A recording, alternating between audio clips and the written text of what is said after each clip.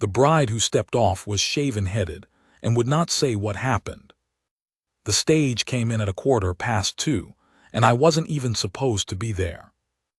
I'd ridden into Crail's Crossing to pick up a bag of roofing nails and a spool of wire for Cal Hennessy, who had a fence line down on his north pasture, and a bad hip that kept him off a horse most mornings.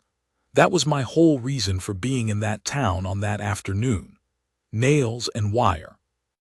I had them lashed across the back of my mule, and I was standing at the water trough letting her drink when the Good Hope stage came rattling in off the Yellow Rock Road, dust coming off it in sheets, one of the iron wheel rims half loose and ringing. 14 people came off that stage. I wasn't watching closely. A drummer with a sample case. A family with 3 small kids and a yellow dog on a rope. A preacher I recognized from Goliad. A few others. Then a woman, last off, and she came down the steps slowly, not because she was feeble but because she was being careful, the way you're careful when something hurts that you don't want people to see hurting. She was maybe 30, hard to say. She wore a good traveling dress, dark blue wool, and it was dusty from the road, but it had been well made once. She carried a single bag, and her head was shaved.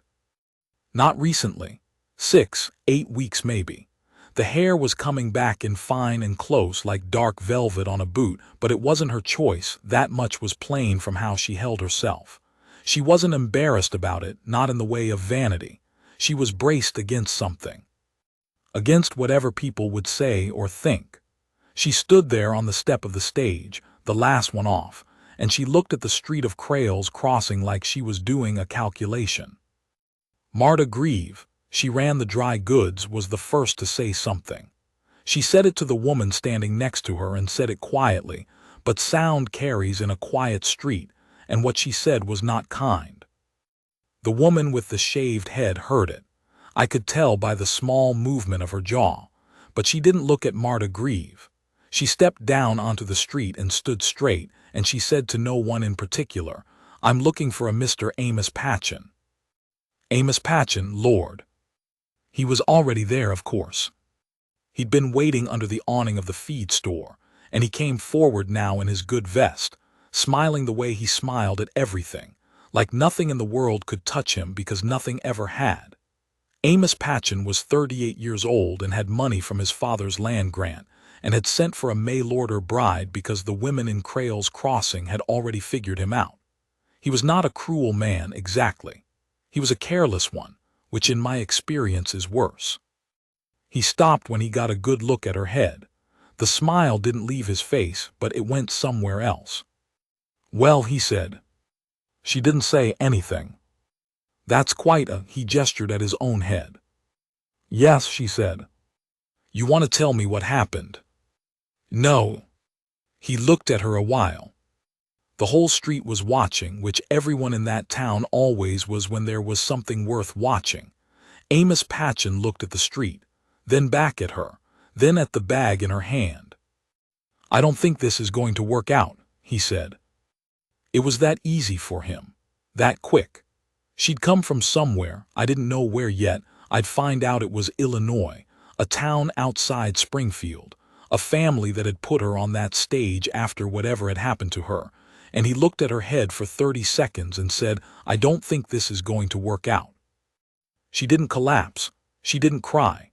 She nodded once very slightly, the way you nod when you're not surprised, when this is merely the next thing in a sequence of things. She picked up her bag and she turned, and she walked to the bench in front of Lester Hodges' barbershop, and she sat down on it and she looked at the street. I stood at the water trough with my mule for about a minute. Then I walked over. I didn't have a plan. I want to be clear about that. I was 53 years old and I'd been keeping to myself for going on 7 years, since after Sweetwater, since after everything that happened there. I had a room at Cal Hennessy's place in exchange for work, and I had a horse and a mule and a saddle and the clothes on my back, and I was not in the business of other people's problems. But I walked over. I stood in front of her and I said, "Ma'am, my name is Virgil Cade. I work for a man named Cal Hennessy about 4 miles east." If you need somewhere to be for tonight while you figure out what you're doing next, he's got a guest room, and his wife Clara is a decent woman." She looked up at me. She had gray eyes, direct, the kind of eyes that have seen something they can't unsee and have decided not to hide it. "Why?" she said. "Because you came a long way," I said, "and you don't have anywhere to go." She looked at me a moment longer. Then she said, "I'm Nora Voss." "All right," I said. "The mule's slow, but she's steady." Cal Hennessy was a good man. He'd hired me on without asking too many questions 7 years ago when I'd ridden through and said I needed work, and he'd never once pressed me about Sweetwater or what I'd done before or why I was done with it. He was 62 and weathered and fair, and when I came back that afternoon with Nora Voss on a borrowed saddle and explained the situation in about 4 sentences, he said, "Clara's got a pot on. Get her inside." Clara Hennessy was better than good. She took Nora into the back of the house and I didn't see her for 2 hours. When she came out for supper, her eyes were steady and her back was straight, and Clara had given her a light wool scarf, not to hide anything, just to keep the cold off, and Nora wore it loosely, not tucked. We ate supper. Cal talked about the fence line and the price of cattle coming out of Abilene. Nora listened and answered when she was spoken to and ate everything on her plate. After supper, Cal went to bed early as he always did, and Clara found some reason to be in the other room, and I sat at the kitchen table with the last of the coffee, and Nora Voss sat across from me. She said, "You used to be a lawman." I said, "What makes you say that?" She said, "The way you stood in the street, the way you looked at Patchen when you walked over, not angry, just accounting." I didn't say anything. She said, "I'm not going to be a burden on these people. I know that. I have $17, I can work. I can cook, I can sew, I can do accounts. I kept books for my father's hardware store for 8 years. That's more than most people coming through here," I said. She was quiet a moment. Then she said, "You're not going to ask me what happened?" "No." She looked at the table, then at me. "Most men would. I figure you'll say when you want to." She didn't say anything for a while. The fire settled in the stove. Outside, the wind was picking up off the flat, the way it did most nights out here, a low, steady push that got into the gaps around the window frame. Then she said, "There was a man in Springfield. He thought I was his. I wasn't." She said it flat, no drama. "He made sure I'd have a hard time finding someone who'd want me." I sat with that. "His name," I said. "Doesn't matter. He's back there and I'm here." "All right." She looked at me again. "That's all you're going to say?" "For now," I said. She stayed. It wasn't a decided thing, not right away. Clara offered her the guest room for a week, then another, and Nora turned out to be exactly what she'd said. She was useful, capable, and she didn't make herself small to earn her place. She helped with the books Cal had been letting fall behind, organized 3 years of cattle records in 2 days, and started doing the mending that Clara's eyes had gotten too weak for. I went on working Cal's fence line and doing what I did, which was mostly physical and mostly quiet. I'd check in at the house for meals and I'd see her there, and we'd talk sometimes, not long but real. She asked me about the land, about what grew where, about the water table and the creek to the south. She was learning the place the way you learn something you intend to stay with. I didn't ask myself what I thought about that. I was careful about that. About 3 weeks in, a man named Deke Sumter came out from town. Deke Sumter had worked for Amos Patchen off and on for years. He was the kind of man who is useful to a careless man. He did the things that carelessness requires done, quietly, and without needing a reason beyond what he was paid. He came out on a Tuesday afternoon, rode right up to the yard, and I was at the barn door when he got there. He said he'd come to see the woman. I said she wasn't available. He said Patchen wanted to talk to her about arrangements, since she'd come out as his intended, and there were legal matters to sort. I said there were no legal matters. She'd never been married to Patchen, never would be, and he'd publicly refused her in front of half the town, so there were no arrangements. He looked at me a while. He was bigger than me and 20 years younger, and he knew it. He said, "Cade, you don't want to be in the middle of this." I said, "I'm already in the middle of it." He looked past me toward the house, then back at me. "She's bad luck," he said. "Whatever happened to her back east, it follows women like that." I said, "Ride back to town, Deke." He sat on that horse a moment, then he turned and went. I stood in the yard until he was out of sight. Then I went in and told Nora. She listened, then she said, "What does Patchen actually want?" "I don't know yet, maybe nothing. Maybe he's embarrassed and wants a settlement to make it quiet, maybe something else." I looked at her. "You could tell me what you think he's after." She was quiet a moment. Then she said, "He sent me a letter 2 months ago before I left Illinois. He said a woman he knew had told him about me, about what happened. He said it didn't matter to him, that he wasn't like the men back home." She paused. I believed him. "He's not the worst of them," I said, "but he's not what he wrote." "No," she said, "he's not." "Whatever he wants," I said, "you don't owe him a conversation." She looked at me. "And if he causes trouble for the Hennessy's?" "Let me worry about that." She held my eyes for a moment. "Why would you do that, Virgil?" It was the first time she'd used my name. I said, "Because it's right." She didn't say anything else, but something shifted in her face, small and quiet, the way light shifts at the end of the day when the angle changes and everything gets a little clearer. Patchen himself came out 4 days later. He came alone, which I'll give him credit for. He came in the early morning before Cal was fully up, and I was already in the yard with a cup of coffee when his horse came down the road. He dismounted and tied up at the post. He looked at me. "I want to talk to her," he said. "She knows you're coming and she's decided not to," I said. He shifted his weight. "Cade, I don't have a quarrel with you." "No, you don't." "I behaved badly at the stage, I can see that."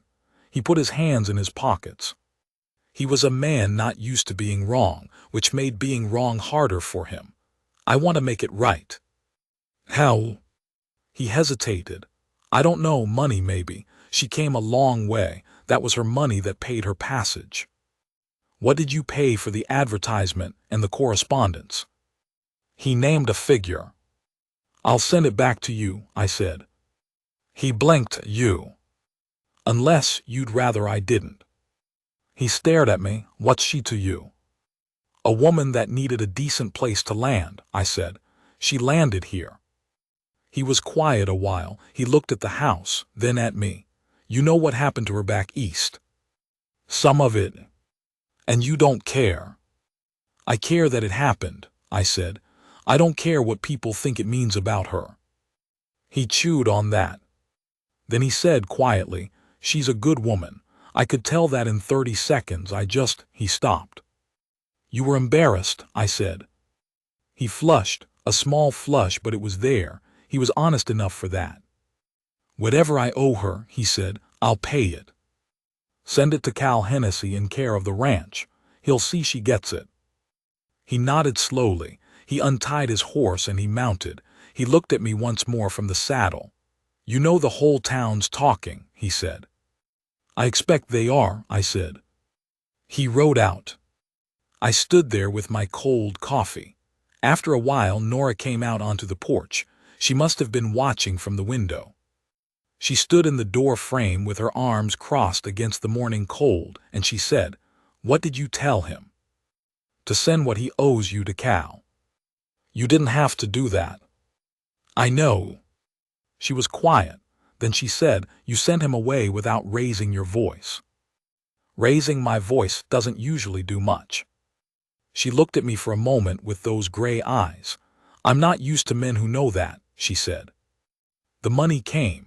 $30, which was more than he'd said, which was either guilt or the last shred of honor asserting itself. I wasn't sure. I gave it to Clara to give to Nora. I didn't want to make it a thing. November came in cold and fast, the way it did on the flat. The creek froze early. I spent 3 days patching the main barn roof before the snow hit, and Nora brought lunch out to me both days and sat on a hay bale and we talked while I ate. She'd grown up in a hardware store, and she knew what things were for. She could name tools and read a level, and she asked smart questions about the roof structure. Not to fill silence, but because she actually wanted to know. I told her about the difference between roofing nails and siding nails. She told me about her father, who had died the previous winter, and her mother, who had gone back east to a sister after that, and how the store had been sold and the house with it, and how the business with the man in Springfield had happened in that window of time when she had nothing and nowhere and was, as she put it, not careful enough about who I let be kind to me. I said, what he did to you was not about you not being careful enough. She looked at me. I know that, she said. I just haven't quite made peace with it yet. That's honest, I said. I'm trying to be honest these days, she said. It's easier than the alternative. I ate the rest of my lunch. The wind came across the flat and moved the loose straw on the barn floor. A horse shifted in its stall. She said, what happened in Sweetwater? I hadn't said anything about Sweetwater. I was quiet a moment. There was a man I was supposed to bring in, I said. I've been tracking him for 2 months. He'd killed a woman and her son outside of Laredo and 2 deputies in Uvalde County. He was mine to bring in. I set down the tin cup.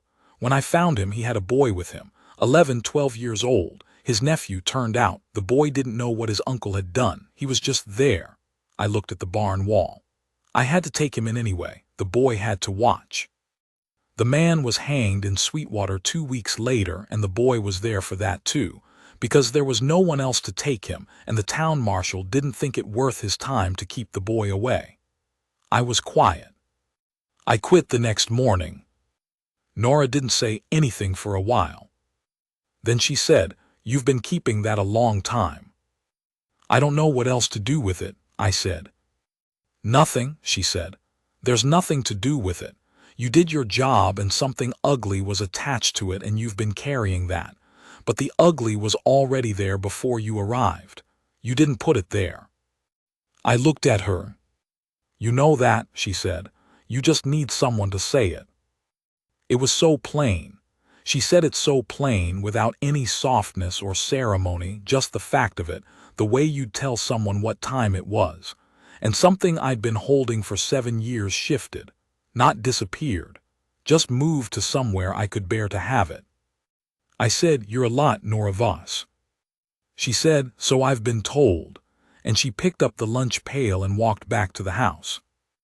I'm not going to make a story about what happened next that isn't the truth of it, which is that it was slow and quiet, and neither of us named it for a long time. She was there in the mornings when I came in for coffee. We talked.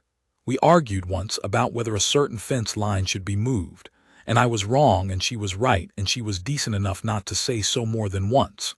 She helped Clara through a bad chest cold in December, sitting up with her 2 nights running, and when Clara came through it, she told Cal that Nora Voss was the steadiest woman she'd ever known, and Cal told me that, and I didn't say anything, but I wasn't surprised. Christmas came.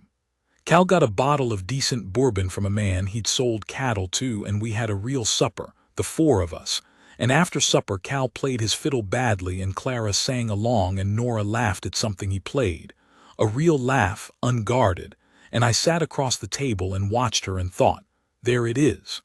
There's the woman under all of that. January, February.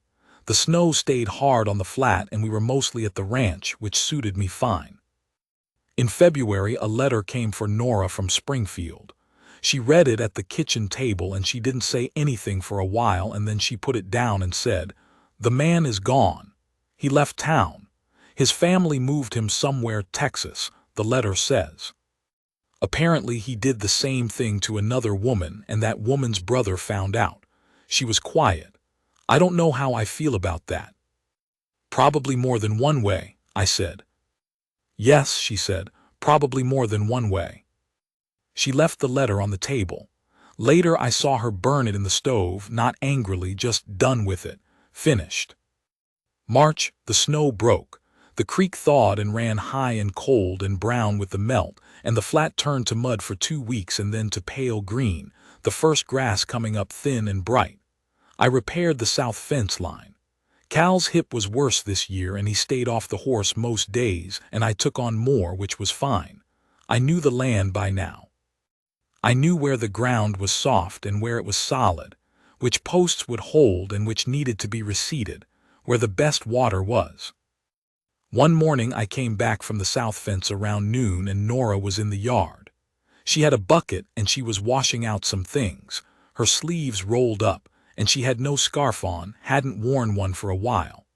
Her hair had come back in fully now, dark and cut short but full, and she wore it plain and she looked like herself, whoever that fully was, and it was good. She looked up when I came in and she said, "Cal's sleeping, Clara's resting, I made soup." "That sounds right," I said. I put up the horse and washed at the pump and came in and we ate soup at the kitchen table, just the two of us, the way we'd done plenty of times by now. The window was open an inch. There was a red-tailed hawk working the field to the south.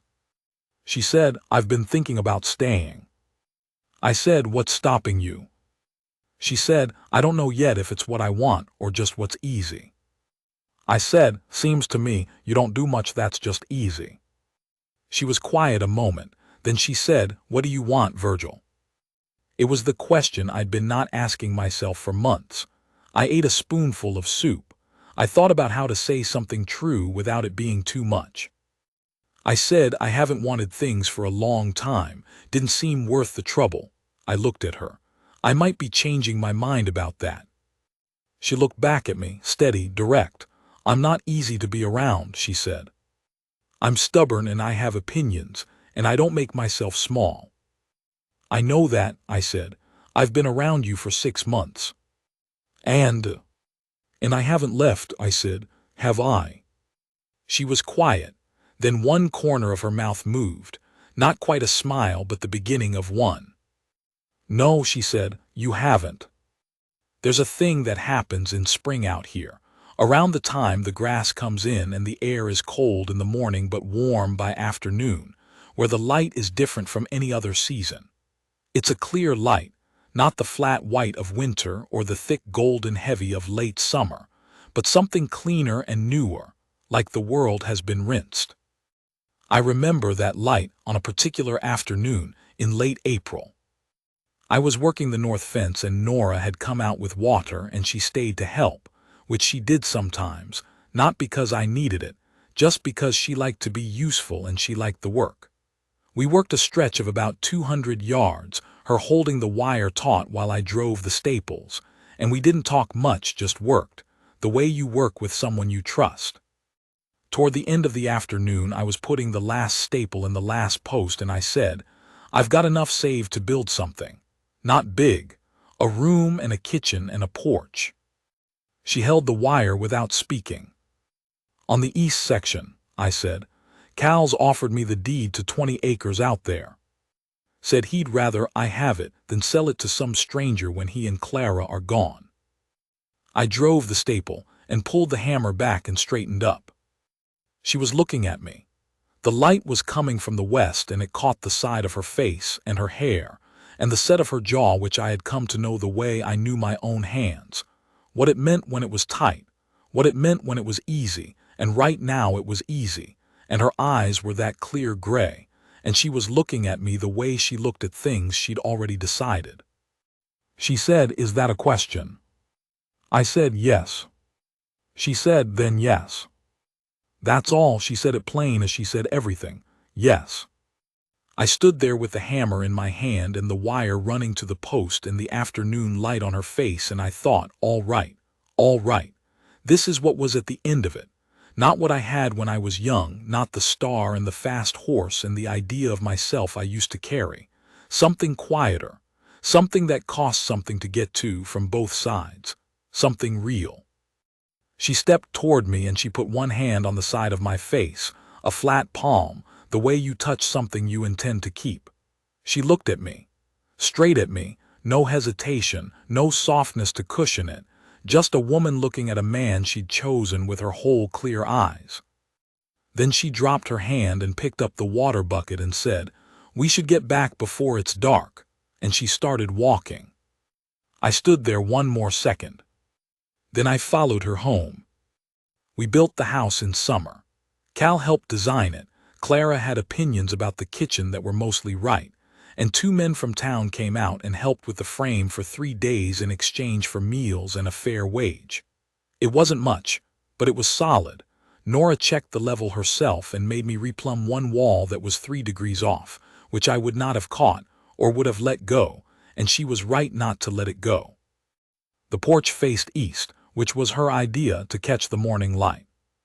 She kept the books for the ranch as long as Cal needed her to, and she started keeping them for 2 other operations in the valley after word got around that she was good. She wasn't soft about it. She told one rancher that his son was skimming from the feed account, which was true, and which the rancher had not wanted to hear, and which was a hard conversation, but she had it, and the rancher paid her double after that and sent her 2 more clients. People in town talked about us for a while. Some people always will. After a while there wasn't much left to say because we just were what we were, and that didn't offer much. The patch in money, the $30, she put toward the porch roof, which I thought was about right. Her hair grew in, dark, and she wore it pinned up, and there was a single streak of white at the left temple that hadn't been there when she'd arrived, that had grown in that way, and she left it. Wouldn't have occurred to her not to. I think about the water trough sometimes, how I was standing there with the mule and the nails and the wire, and I was going to ride back to the ranch, and that was going to be my whole day, and instead I walked across a street. It wasn't heroic. It was just a thing to do, and it needed doing, and I was the one standing there. But she came down off that stage step with no one in that town willing to be decent to her, and she squared her shoulders and she said her name, and she walked to that bench and she sat down and she waited for whatever came next. That took more than I had standing there with the mule. I want to say that plain. I am not a man who gets things handed to him. I know what I am, what I'm good at, what I'm not, the weight I carry, the years I've spent quiet. I wasn't looking for anything, wasn't expecting anything. But she looked at me in that kitchen the first night and she said, "Why?" And I said, "Because you came a long way and you don't have anywhere to go." And she decided I was worth trusting. That's a thing, a real thing. A woman who'd been through what she'd been through, with those eyes that had seen something they couldn't unsee, looked at me across a table and decided I was worth trusting. I don't know what you do with that except live up to it. The hawk still works the south field most mornings. The porch faces east. The light comes in clean and new every day. I am a man who has what he needs.